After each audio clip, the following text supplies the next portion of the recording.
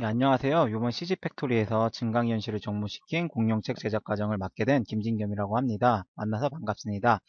예, 오늘은 첫 강의인 만큼 앞으로 이제 강의를 어떻게 진행시킬지에 대한 전체적인 커리큘럼 소개와 그리고 저에 대한 소개, 그 다음에 이 강의가 이제 제목을 보시면 아시겠지만 공룡을 지브러시로만 만드는 것을 가리키는 강의가 아니고 공룡책 전반적인 제작 과정을 가리키는 이제 강의다 보니까 제가 어떻게 공룡책을 제작하게 되었는지에 대한 스토리를 간략하게 말씀드리면서 오늘 강의를 마칠까 합니다.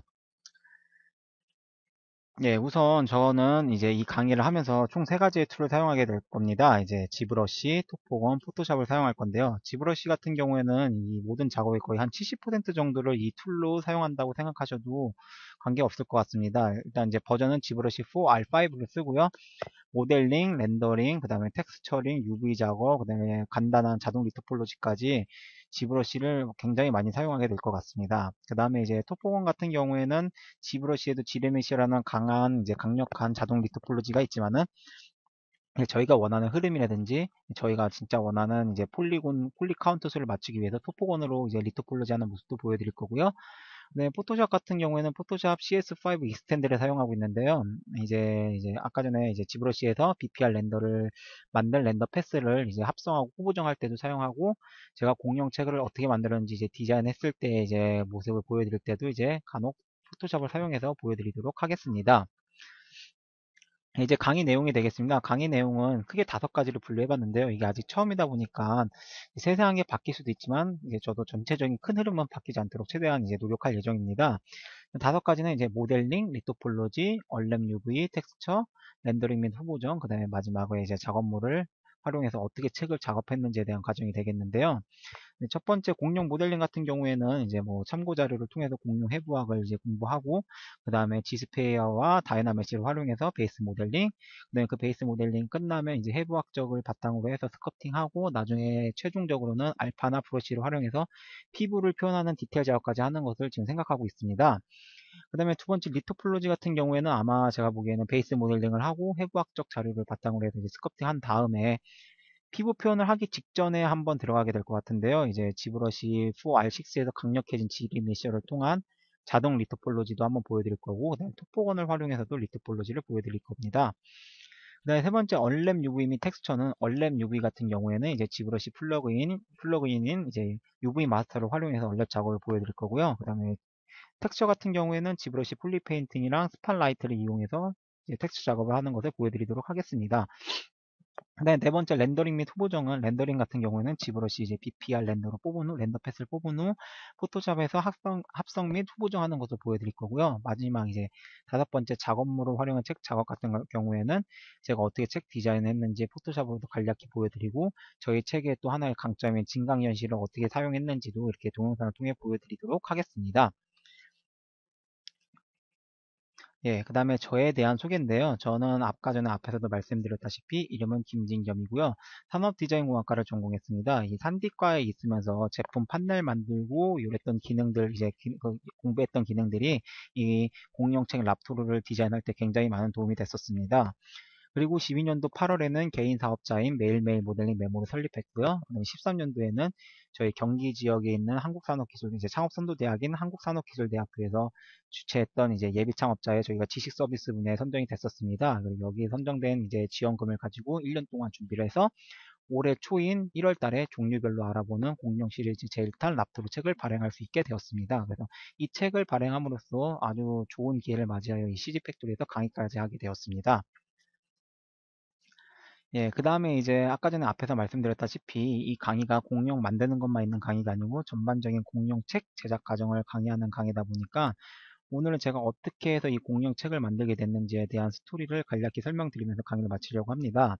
일단 제목을 보시면 아시겠지만 창업 동아리에서 청년 창업으로라고 되어 있습니다. 네, 저는 이제 11년도 때부터 이제 창업 동아리에서 이제 창업 동아리를 운영해오면서 창업을 준비해왔었는데요.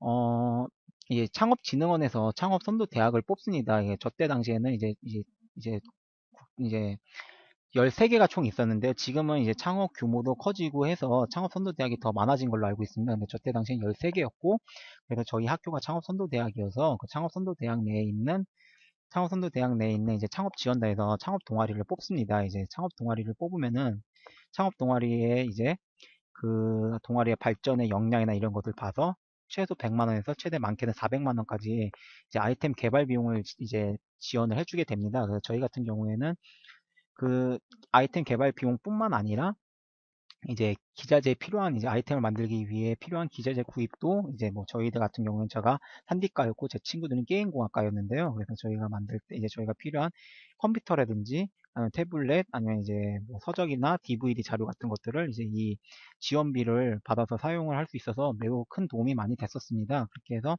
11년도 때부터 12년도 때, 12년도 때는 이제 실전 창업 리그 슈퍼스타 V라는 공모전까지 나가서 저희가 경기 지역에서 IT 분야 대상까지 받으면서 차곡차곡 준비를 해서 13년도에는 이제 예비 창업자가 되었는데요.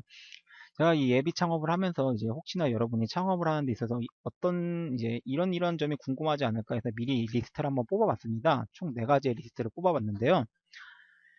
일단 첫 번째 이제 어디서 지원을 받나입니다. 어디서 지원을 받나. 저 같은 경우에는 이제 위에서도 말씀드렸다시피 이제 창업선도대학에서 주최했던 예비 창업에서 이제 저희는 이제 경기 지역에 있던 이제 한국산업기술대학교의 예비 창업에 선정을 돼서 지원을 받았는데요.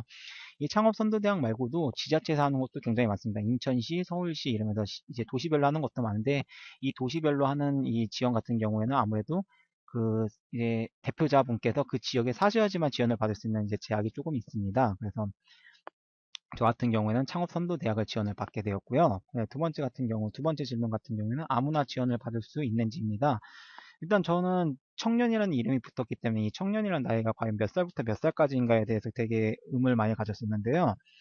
이게 어디서 주최하냐에 따라 이 나이도 맨날 바뀌는 걸로 알고 있습니다. 저희 같은 경우에는 20살부터 45살까지가 청년으로 취급해서 이제 굉장히 폭넓게 지원을 많이 받았었는데요. 이제 나이보다는 오히려 제약이 되었던 게 중복 지원이 안 된다는 거였습니다. 예를 들어 창업선도대학 A 대학교에서도 이제 예비 창업이 선정이 됐고 B라는 대학교에서 선정이 됐다 하면은 둘 중에 하나를 초이스를 하셔야 된다는 거죠. 중복은 절대 되지 않았었습니다. 그 다음에 세 번째 이제 지원 자금은 어느 정도인지인데요. 제가 알고 있기로는 이제 가장 규모가 큰 거는 안산에 있는 청년 사관학교라는 데입니다. 거기는 거의 규모가 1억 원 가까이 이제 지원이 되는 걸로 알고 있고요. 이 창업선도대학이 어디냐에 따라 지원금도 틀린 걸로 알고 있는데 저희 학교 같은 경우에는 제조 분야는 5천만 원이었고요. 저희는 지식 서비스 분야였는데 총 3,500만 원을 지원받았습니다. 그래서 그 3,500만 원에는 인건비, 그다음에 기자재 구입비, 그다음에 마케팅 비용, 그다음에 외주 제작 비용 등 기타 비용들이 포함되어 있어서 그 비용을 가지고 1년 동안 준비를 해서 저희가 랍토르라는 책을 낼 수 있었습니다. 그리고 마지막으로 어떻게 보면 이게 가장 중요한 질문 같은데요. 청년 창업에 선정되기 위해서 무엇을 준비하면 좋은지인데요. 저 같은 경우에는 위에서도 계속 말씀드렸다시피 11년도, 12년도 때부터 계속 이 창업 동아리를 하면서 많은 준비를 해왔습니다. 그렇게 해서 12년도에는 실전 창업 리그 슈퍼스타 V에서도 이 슈퍼스타 V 공모전에서도 상을 탔었고 그 다음에 이 창업 지원단에서 창업을 할 수 있게끔 도와주는 이 교육이 있습니다. 기술 창업 아카데미라고 해서 한 달에서 2달 정도짜리의 이 교육인데요. 이 교육도 수료를 하면은 이 예비 창업 이제 심사를 할 때 가산점이 붙습니다. 그래가지고 그런 것들도 저희들은 많이 준비를 했었고 그렇게 참가자의 역량도 굉장히 많이 키웠습니다. 그리고 또 제일 중요한 건 어쨌든 이 지원을 해주는 이 창업진흥원에서도 이 사람이 과연 진짜 창업할 생각이 있는지 없는지를 보려고 자기 부담금이라는 금액을 받게 됩니다. 그래서 저희는 학생이었기 때문에 학생은 정책 이제 지원받는 금액의 5%, 그다음에 일반인 같은 경우는 10%를 지원금을 이제 자기가 부담을 해야 됩니다. 그래서 저희 같은 경우는 운이 좋게 학생이었던 신분이었기 때문에